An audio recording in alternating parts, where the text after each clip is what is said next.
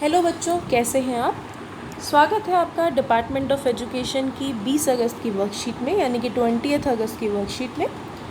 ये worksheet class 10th के लिए है और इंग्लिश और हिंदी मीडियम दोनों के लिए सेम वर्कशीट है। पहले हम इंग्लिश करेंगे, जो इंग्लिश दोनों में कॉमन है। उसके बाद हम सोशल साइंस करेंगे, जो पहले इंग्लिश मीडियम वाले बच्चों के लिए है और फिर हिंदी मीडियम वाले बच्चों के लिए है। तो चलिए टाइम ना वेस्ट करते हुए आज की इंग्लिश की वर्कशीट शुरू करते हैं।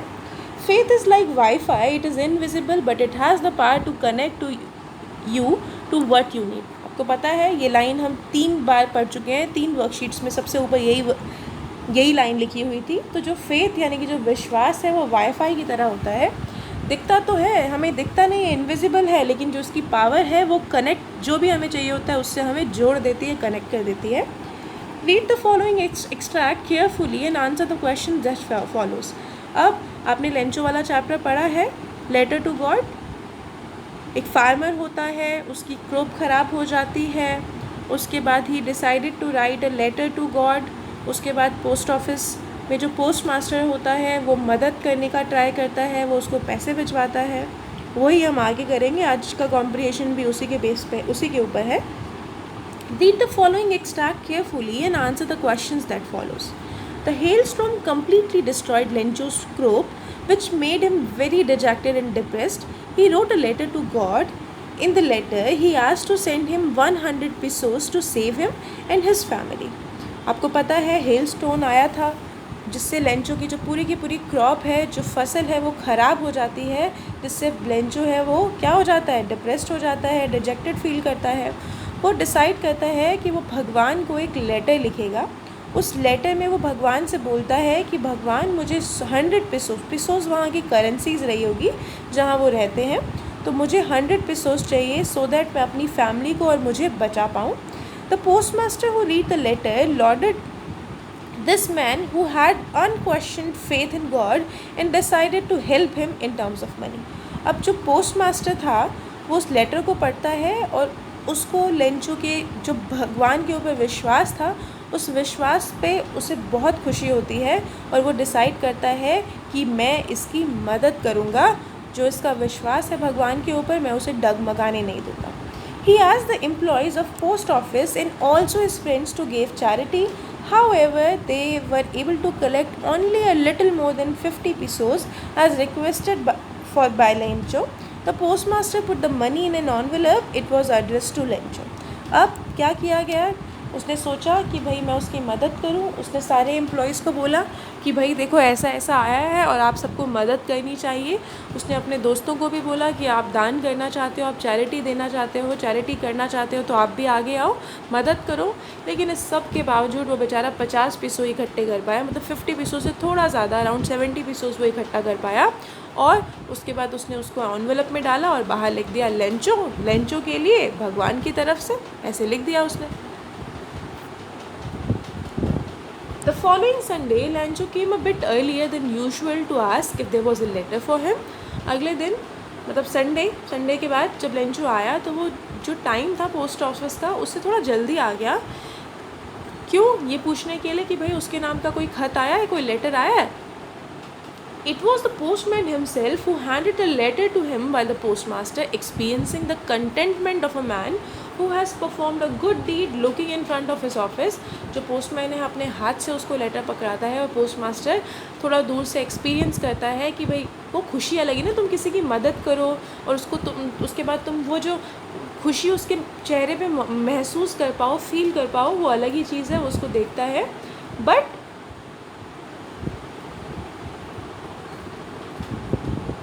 Lencho showed not the slightest surprise और सीइंग द मनी। लेंचो को बिल्कुल सरप्राइज नहीं होता पैसे देख के। सच was his confidence but he became angry when he counted the money. उसका कॉन्फिडेंस इतना ज़्यादा था भगवान के ऊपर, लेकिन जब वो पैसे गिनता है तो उसको गुस्सा आ जाता है। God couldn't make a mistake nor could he have denied Lencho what he have requested. वो कहता है ऐसे भगवान से इतनी बड़ी गलती नहीं हो सकती और ना ही भगवान ऐसे मना कर सकता है मेरी रिक्वेस्ट के ऊपर। Immediately Lencho went up to the window to ask for a paper and ink. उसी टाइम लेंचो जाता है विंडो पे, खिड़की पे, और बोलता है कागज़ और स्याही देना, इंक देना। On the public writing table, he started to write with much wrinkling of his brow caused by the efforts he had to make to express his ideas. अब वो वहाँ पे जाता है पब्लिक टेबल पे, वहाँ पे अपनी आईब्रोज अपनी भौहें ऐसे भींचता हुआ अपने आइडियाज़ एक्सप्रेस करता हुआ लेटर लिखता है. When he finished, he went to the window to buy a stamp which he licked and then affixed it to the envelope with a bow of his fist. वो क्या करता है, फिर stamp लेता है, स्टैम्प पे थूक लगाता है और उसके बाद उसको चिपका देता है एनवेलप के ऊपर. The moment the letter fell into the mailbox, the postmaster went to open it and said, "God, of the money that I asked for, only 70 pesos reached me." अब पोस्टमास्टर जब देखता है कि उसने लेटर डाल दिया है तो वो जल्दी से जाता है, उसको खोलता है. उसमें लिखा था, भगवान जितने पैसे मैंने मांगे थे उसमें से सिर्फ 70 पेसोज ही मेरे तक पहुंच पाए. Rest send me the rest since I need it very much. Please मुझे बाकी वाले भी भिजवा दो. प्लीज़ भी नहीं बोलता, वो कहते हैं ऐसे जो बचे हुए हैं वो प्लीज़ वो भिजवा दो क्योंकि मुझे बहुत अर्जेंटली चाहिए. But don't send it to me through the mail. लेकिन मुझे मेल के द्वारा मत भेजना, because the post office employees are bunch of crooks. Lencho कहता है कि जो पोस्ट ऑफिस एम्प्लॉयज़ हैं वो बंच ऑफ क्रूक्स है, मतलब बहुत ज़्यादा क्या है, पैसे ठगने वाले लोग हैं. अब देखो कितनी आयरनी वाली बात है, जो लोग उसकी मदद करते हैं वो जाने अनजाने पे क्या करता है, उन्हीं को ऐसा बोल देता है. तो चलिए अब आगे कुछ क्वेश्चंस हैं, उन क्वेश्चंस के आंसर करते हैं. Why did Lencho came early to the post office. अब हमने पढ़ा था लेंचो क्यों आया था. Lencho came a bit earlier than usual to ask if there was a letter for him. इसीलिए आता है, वो पूछने के लिए आता है कि भाई लेटर है उसके नाम का कोई या नहीं है. Was Lencho surprise to find a letter for him with money in it. Why, बताओ भाई. था. Lencho showed not the slightest surprise on seeing the money, such was his confidence. ठीक है, क्यों, क्योंकि वो उसका कॉन्फिडेंस था. लेंचो बिल्कुल सरप्राइज नहीं होता. Why was Lencho angry when he counted the money. क्यों एंग्री होता है, क्योंकि पैसे तो पूरे थे ही नहीं, उसको सिर्फ 70 पेसोज मिलते हैं. ठीक है, इस वजह से वो एंग्री होता है. What did the post master do when the letter fell into the mail box and why. अब जब मेल बॉक्स में लेटर जाता है तो वो क्या करता है, the post master went and open it. वो जाता है और उसको खोलता है. तो चलिए ये क्वेश्चन के आंसर हैं. Lencho came a bit earlier to the post office to ask if there was a letter for him. पूछने के लिए कि उसके लिए कोई लेटर आया. दूसरे का आंसर है, no Lencho was not surprise to find a letter for him with money in it because he was confident on his faith on God. भगवान के ऊपर जो उसका विश्वास था उसके लिए वो पूरा कॉन्फिडेंट था. थर्ड है बेटा, Lencho was angry when he counted the money because money was less than what he had asked from God. पैसे कम थे, जितने उसने मांगे थे उतने नहीं थे. As per him God couldn't make mistake nor he could deny his request. उसके हिसाब से भगवान मिस्टेक नहीं कर सकता और ना ही मना कर सकता है. अगला, the moment the letter fell into the mail box the post master went to open it because he wanted to know Lencho's reply. वो जानना चाहता था कि लेंचो का क्या रिप्लाई है. ठीक है, लेंचो को कैसा फील हो रहा है, उसने क्या रिप्लाई किया है. तो चलिए ये क्वेश्चंस थे, आगे देखते हैं आगे क्या है. अगर आपने नहीं किया है तो आप इसको पॉज कर लीजिए, फिर आगे बढ़िए. अगला है बेटा question number 5, find the word from the passage which means. अब आपको कुछ ऑप्शंस दे रखे हैं, आपको सेम मीनिंग वाले वर्ड्स छानने हैं. सेटिस्फैक्शन का मतलब क्या है, संतुष्टि होना. होप का मतलब तो आशा करना होता है, तो कंटेंटमेंट का मतलब होता है सेटिस्फैक्शन. चीटर, अब आपको पता है चीटर क्या होता है. ऑनेस्ट का मतलब तो होता है, चीटर नहीं होता जो उसको ऑनेस्ट कहते हैं, ईमानदार को. तो जो क्रूक है उसको चीटर कहते हैं. फिर ग्लूट का मतलब क्या होता है, जो सी है ग्लूट का सेम मीनिंग होता है एफिक्सिट. डिटैच करने का तो मतलब अलग करना होता है. फिर डिसअग्री, डिसअग्री करने का मतलब अग्री करने का मतलब तो अग्री करना, डिसअग्री करना मतलब डिनाई करना. अगला है, a metaphor is a figure of speech that is used to make a comparison between two things that aren't alike but do have something in common. हमने पढ़ा है मेटाफर के बारे में पहला भी. दो चीज़ों को कंपेयर करते हैं जो एक जैसी नहीं होती लेकिन कुछ चीज़ उनमें कॉमन होती है. For example, he is a shining star. अब वो स्टार की तरह थोड़ी ना है लेकिन चमक रहा है. In this the boy is compare to a shining star. A shining star is a bright. This could mean that the boy has brightest personality और ही इज़ वेरी स्मार्ट. ठीक है, ये दिखा रखा है. फाइन, कि भाई जो लड़का है उसकी पर्सनैलिटी बहुत चमकीली है और वो बहुत स्मार्ट है. Find metaphor from the story to complete the table below. Try to say that qualities are being compared, one has been done for you. बेटा सिर्फ ये फर्स्ट वाला किया था, बाकी सब मैंने कर दिया है. आपको बोला है कंप्लीट करना है cloud, huge mountains of clouds, ठीक है। मेटाफर ये है, इसका मतलब क्या है, द मास और ह्यूजनेस ऑफ माउंटेन, मतलब कितने बड़े हैं। अगला रेन ड्रॉप्स, हमने पढ़ा है चैप्टर में, रेन ड्रॉप्स को न्यू कॉइन से कंपेयर किया गया है। इसका मतलब क्या है, the showering in huge amount. यही कहते हैं ना कि जो पैसे, अब सिंपल सी बात है, बारिश होगी तो फसल अच्छी होगी, फसल अच्छी होगी तो उसको मार्केट में अच्छे प्राइस पे बेचेंगे, अच्छे प्राइस पे बेचेंगे तो अच्छा पैसा मिलेगा। तो शावरिंग इन ह्यूज अमाउंट, ज़्यादा अमाउंट में। Then we have hail stones. Hail stone हम लोगों ने पढ़ा था, वो लोगों को कहते हैं new silver coin frozen pearls, the hardness colour and shine. Simply बोल रखा है हेल स्टोन को, सिल्वर कॉइन हार्ड होते हैं और उनके अंदर शाइन भी होती है। फिर लोकस्ट क्या होते हैं बेटा, प्लेग ऑफ लोकस्ट। लोकस्ट क्या होती है, अभी आपने टिड्डियाँ टाइप सुना होगा ना, जैसे लोग आते हैं और फसल को पूरा का पूरा ख़राब कर देते हैं एक तरीके से। और प्लेग एक बीमारी है, प्लेग भी the epidemic that spreads very rapidly and leaves many people. Like epidemic था, जैसे अभी हमारा पेंडेमिक चल रहा है, वैसा ही एक एपिडेमिक प्लेग भी था जो लोकस्ट की वजह से हुआ था, प्लेग ऑफ लोकस्ट। अब इससे क्या हुआ था, इससे बहुत लोग मरे थे। ऑक्स ऑफ अ मैन का मतलब क्या है, ऑक्स आपको पता है बैल को कहते हैं, मतलब बहुत मेहनती type of person. So his persistent hard work and spirit, उसके लिए दिखा रखा है कि कितना हार्ड वर्किंग था। परसिस्टेंट मतलब कि भाई कंटिन्यूस, कितना हार्ड वर्किंग पर्सन था और क्या स्पिरिट थी उसके अंदर। तो ये चारों थे, फर्स्ट दिया हुआ था, ये चार थे आपका। इसी के साथ आपकी इंग्लिश की वर्कशीट आज की कंप्लीट होती है। अब हम सोशल साइंस करेंगे, पहले इंग्लिश मीडियम में और फिर करेंगे हम हिंदी मीडियम में। आज जो हम सोशल साइंस की वर्कशीट में करने वाले हैं वो हमारा इकोनॉमिक्स की वर्कशीट है। इको में हम लोग सेक्टर्स ऑफ इंडियन इकोनॉमिक्स, हम पिछली वर्कशीट में भी वही कर रहे थे जिसमें हमने प्राइमरी, सेकेंडरी, टर्शरी 3 सेक्टर्स पढ़े थे। हमने उसमें जॉब क्रिएशन के बारे में भी पढ़ा था, तो चलिए उसको कंटिन्यू करते हैं।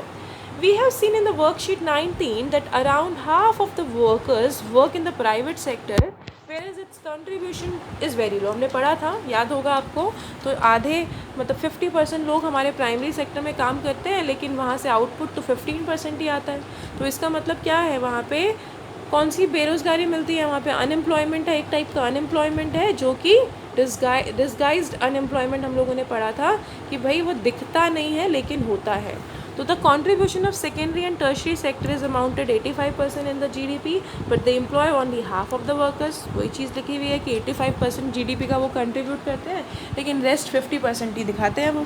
There is considerable unemployment in agriculture. तो इस तरीके से हम बोल सकते हैं कि जो एग्रीकल्चर है, जो खेती बाड़ी है, उसमें क्या है, अंडर एम्प्लॉयमेंट है, मतलब सारे के सारे लोग एम्प्लॉयड नहीं हैं।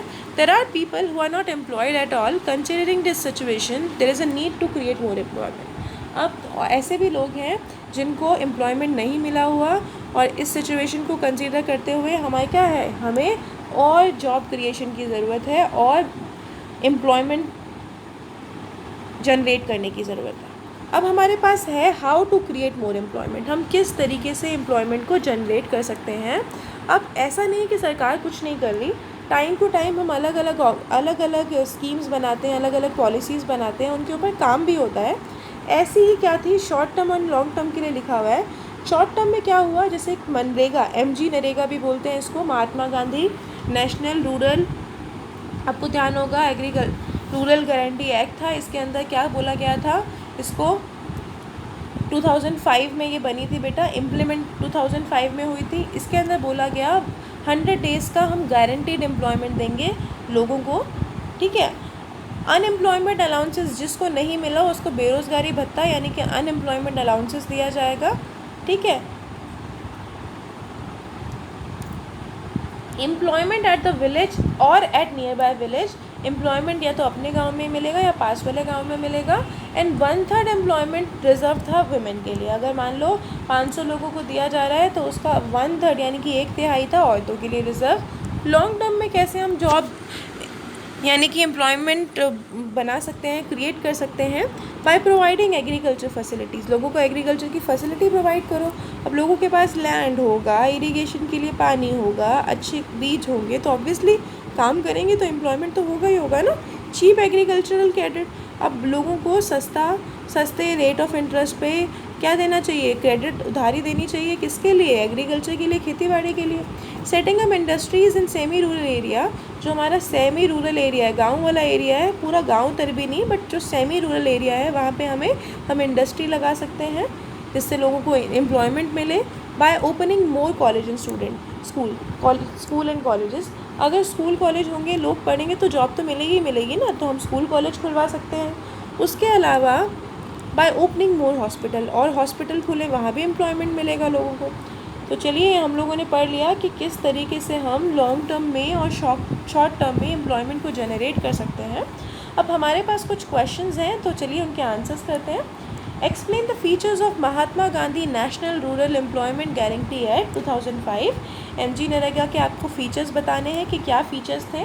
तो यहाँ लिखा हुआ है इम्प्लीमेंट इन 2005 में इम्प्लीमेंट हुई थी। 100 डेज़ ऑफ गारंटेड एम्प्लॉयमेंट दिया था, अनएम्प्लॉयमेंट अलाउंस दिया गया था, अगर एम्प्लॉयमेंट नहीं देता तो बोला गया था कि गांव के पास वाले गांव में, नियर बाय विलेज में एम्प्लॉयमेंट मिलेगा, और जो 1/3 एम्प्लॉयमेंट था वो रिजर्व था वुमेन के लिए। तो ये सारे के सारे क्या थे, ये सारे के सारे आपके फीचर्स थे MG नरेगा यानी कि मनरेगा जो हमारी थी उसके। अगला क्वेश्चन है how can we create more jobs in long term, explain. Long term में हम ज़्यादा जॉब्स कैसे क्रिएट कर सकते हैं, तो ये सारे पॉइंट उसी के हैं कि लॉन्ग टर्म्स में ज़्यादा हम एम्प्लॉयमेंट कैसे जनरेट कर सकते हैं। यहाँ मैंने लिखा है we can create more jobs in long term by setting up industries in semi rural area. हमने पढ़ा था सेमी रूरल एरिया में हम इंडस्ट्री सेटअप कर दें, by opening more school colleges and hospitals, और ज़्यादा से ज़्यादा स्कूल कॉलेज और हॉस्पिटल खोलें, एंड हम एग्रीकल्चर क्रेडिट दें चीप दामों पे यानी कि सस्ते रेट ऑफ इंटरेस्ट पे। अगला क्वेश्चन है why do we need to create more employment, क्यों मोर एम्प्लॉयमेंट क्रिएट करने की हम लोगों को ज़रूरत है। तो आपको पता है कि हमें we need to create more employment because there is considerable unemployment in agriculture. ये नहीं, ये अंडर एम्प्लॉयमेंट होगा, under employment in agriculture. There are people who are not at all employed, कुछ ऐसे लोग हैं जिनको एम्प्लॉयड ही नहीं है, जिनको रोज़गार ही नहीं है जिनके पास। अगला प्रश्न है suggest some other ways for employment creation, किस तरीके से जो बेरोज़गारी है उसको ख़त्म किया जा सकता है और रोज़गार लेके आया जा सकता है, एम्प्लॉयमेंट को किस तरीके से जनरेट कर सकते हैं। तो other ways of employment creation could be being an entrepreneur in providing opportunities for other also. हम क्या कर सकते हैं, एंटरप्रेन्योर क्या होता है बेटा, व्यापारी एक तरीके से, जिनका अपना बिजनेसमैन को भी बोलते हैं, तो हम वो बन सकते हैं और अब खुद के साथ साथ बाकियों को भी जॉब प्रोवाइड कर सकते हैं। Manufacturing industry should be made strong as their sector provide employment in many people.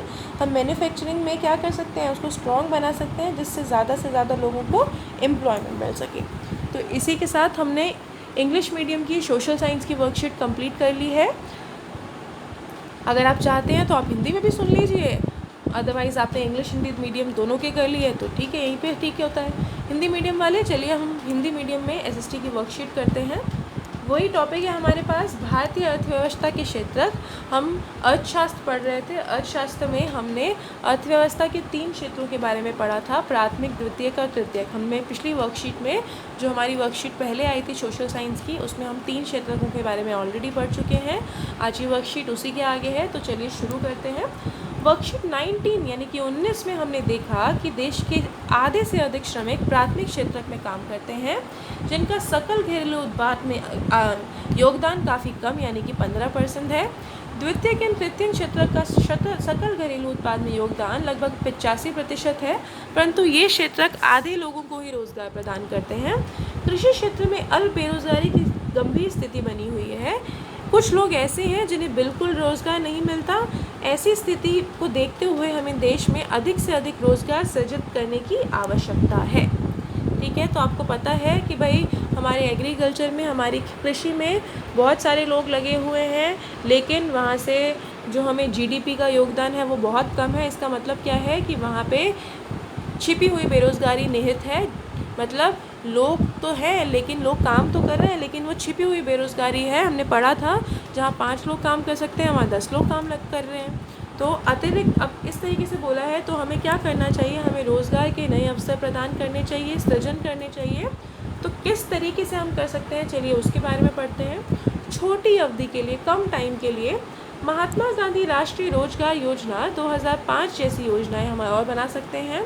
अब मनरेगा के बारे में, एमजी नरेगा के बारे में, महात्मा गांधी राष्ट्रीय रोजगार योजना के बारे में बताया गया है। यह योजना 2005 में लागू की गई थी। इस योजना के अंतर्गत 100 दिनों के रोजगार की गारंटी दी गई है। रोजगार ना मिलने पर बेरोजगारी भत्ता दिया जाता है। अपने गांव या आसपास के क्षेत्र में ही कार्यस्थल होता है और 1/3 रोजगार महिलाओं के लिए सुरक्षित होता है। इसी प्रकार से बोला गया है दीर्घकाल के लिए हम क्या कर सकते हैं, अगर लॉन्ग टर्म में ज़्यादा टाइम की हमें एम्प्लॉयमेंट देना है, रोज़गार देना है लोगों को, तो हम कृषि की सुविधाओं में सुधार कर सकते हैं। ठीक है, सस्ती दर पर कृषि ऋण दे सकते हैं। अब अगर हम ऋण देंगे, लोगों को पैसे देंगे सस्ती ब्याज की दर पे, तो उससे क्या होगा, लोग लेंगे और उसके बाद वो कृषि कर सकते हैं। अर्ध ग्रामीण क्षेत्रों में उद्योगों की स्थापना करना। अब ऐसे जो क्षेत्र हैं जहाँ पे कृषि अच्छे से नहीं हो सकती, उन क्षेत्रों में अर्ध ग्रामीण जो क्षेत्र है वहाँ पे उद्योगों की स्थापना की जा सकती है। अगर वहाँ पे उद्योगों की स्थापना अगर एक बारी हो गई तो वहाँ लोगों को काम तो मिलेगा ही ना। विद्यालय और कॉलेजों की स्थापना करके इसके साथ साथ हम विद्यालय और कॉलेजों की स्थापना कर सकते हैं और जो स्वास्थ्य सुरक्षा है उनको बेहतर करके हॉस्पिटल्स वगैरह बनेंगे वहाँ पे, तो भी लोगों को काम ही मिलेगा एक तरीके से। चलिए, अब हमें कुछ प्रश्न दिए हुए हैं। महात्मा गांधी राष्ट्रीय गारंटी योजना एमजी नरेगा यानी कि मनरेगा 2005 की विशेषताएं बताइए। अब बेटा जो हमने ये सारी की सारी चीज़ें करी थी ना, एक तरीके से एमजी नरेगा की ही विशेषताएं। यहाँ लिखा है यह 2005 में लागू किया गया था। 100 दिन की गारंटी वाला रोज़गार इसके अंदर दिया जाता है। बेरोज़गारी भत्ते के मामले में रोज़गार प्रदान किया जाता है। मतलब ऐसा है कि मान लीजिए किसी को रोज़गार ना दिया जाए तो उसको बेरोज़गारी भत्ता दिया जाता है। गांव या पास के गांव में रोज़गार, अब गांव के आसपास ही रोज़गार मिलेगा और जो 1/3 रोज़गार है वो महिलाओं के लिए आरक्षित है। अगला प्रश्न है अतिरिक्त रोजगार सृजन में दीर्घकालीन उपायों की व्याख्या करिए। यानी कि लॉन्ग टर्म में हम कैसे दे सकते हैं। हम अर्ध ग्रामीण क्षेत्रों में उद्योग स्थापित कर सकते हैं, अधिक स्कूल, कॉलेज और अस्पताल खोल सकते हैं, सस्ते कृषि ऋण प्रदान कर सकते हैं और इन सब चीज़ों से हम दीर्घ अवधि में अधिक रोजगार के अवसर सृजित कर सकते हैं, अवसर बना सकते हैं। अगला प्रश्न है बच्चों, हमें अधिक से अधिक रोजगार सृजन की आवश्यकता क्यों है। बताइए ज़रा, हमें ऐसा क्यों कहा गया है कि हमें अधिक रोजगार की आवश्यकता है। तो हमें और अधिक रोजगार सृजन करने की आवश्यकता है क्योंकि कृषि में काफ़ी बेरोजगारी है। ऐसे लोग हैं जो नियोजित नहीं हैं, ऐसे लोग भी हैं जिनको काम नहीं मिल रहा है। लास्ट क्वेश्चन है रोज़गार सृजन के कुछ अन्य तरीके बताइए। अब आपको यहाँ पे लॉन्ग टर्म, शॉर्ट टर्म के लिए, दीर्घ अवधि के लिए और अल्प अवधि के लिए आपको कुछ उपाय तो दिए थे। अब आपको सजेस्ट करना है, आपको सलाह देना है, सुझाव देना है कि किस तरीके से रोज़गार लाया जा सकता है। तो रोज़गार सृजन के अन्य तरीके एक उद्यमी हो सकते हैं और दूसरों के लिए भी अवसर प्रदान कर सकते हैं। अब हम क्या कर सकते हैं, अगर उद्यमी होगा तो वो क्या करेगा, तो वो दूसरों को भी काम देगा। विनिर्माण उद्योग को मजबूत बनाया जाना चाहिए। विनिर्माण मतलब मैन्युफैक्चरिंग, जहाँ पे चीज़ें बनाई जाती हैं, क्योंकि यह क्षेत्र कई लोगों को रोज़गार प्रदान करता है। तो इस तरीके से हमने हिंदी मीडियम की वर्कशीट भी यहाँ पे कंप्लीट कर ली है। मैं आशा करती हूँ आप लोगों ने सब अच्छे से कर लिया होगा। आपको कोई डाउट होता है तो आप नीचे कमेंट बॉक्स में कमेंट करके पूछ सकते हैं। हमारी वर्कशीट आज की यहीं ख़त्म होती है। अब हम कल मिलेंगे कल की वर्कशीट के साथ। तब तक के लिए stay healthy, stay safe, bye bye.